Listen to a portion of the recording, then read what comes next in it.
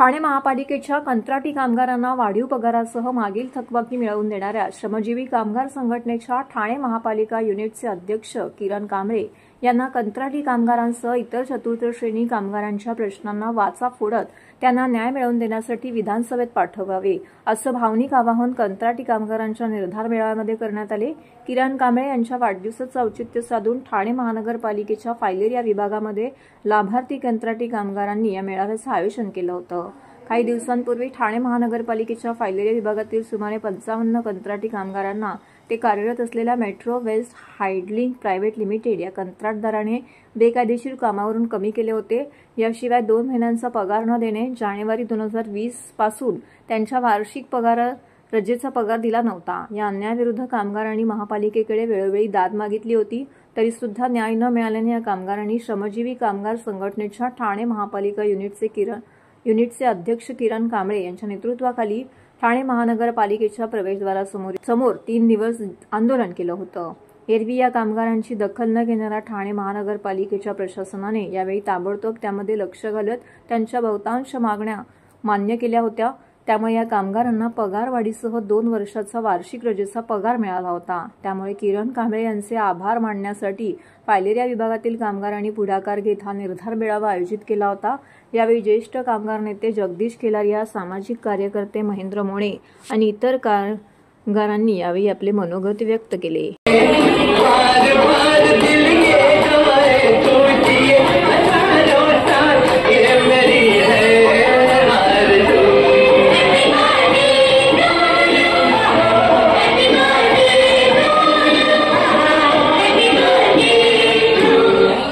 बोलले की आपण महापालिकेचे कर्मचारी आहोत, हे पहिला डोक्यात ठेवा की आपण महापालिकेचे कर्मचारी आहोत।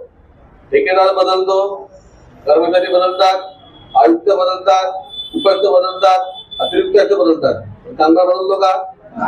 म्हणून कुठलाही ठेकेदार किंवा कुठलाही अधिकारी आला तो बदलू दे, कामगार बदलणार नाही। आणि हे फक्त असं किरण कांबळे आहे किंवा साहेब आहेत म्हणून आज मी इथे उद्या लंडन नागरिक केला, मी नेगेटिव्ह बोलत नाहीये म्हणून संपलं असं नाही। ते बरोबर बोलले की आता फक्त सीपी आणि डम्पिंग किंवा हे नाही, तर जेवढे घंटागाडी, घनकचरा, जेवढे कामगार आहेत सर्वांनी एक होऊन तुमचा एकोपा महापालिकेला दाखवा। तिकडे किरण कांबळे करावं लागणार नाही किंवा कोणी करावं लागणार नाही, बरोबर ना? तुमची एकी जेव्हा एक दिसेल महापालिकेला तर कुठलीही महापालिका तुम्हाला म्हणजे घाबरणार नाही किंवा काय नाही। आज तुम्हाला माहिती आहे किती महापालिकेने दबाव टाकला पोलिसांवरती मला उचलायला तिकडून आंदोलनामध्ये। पोलिस काय बोलले की आम्हाला लेखी द्या, पण त्याची एक होती लेखी द्यायची नाही।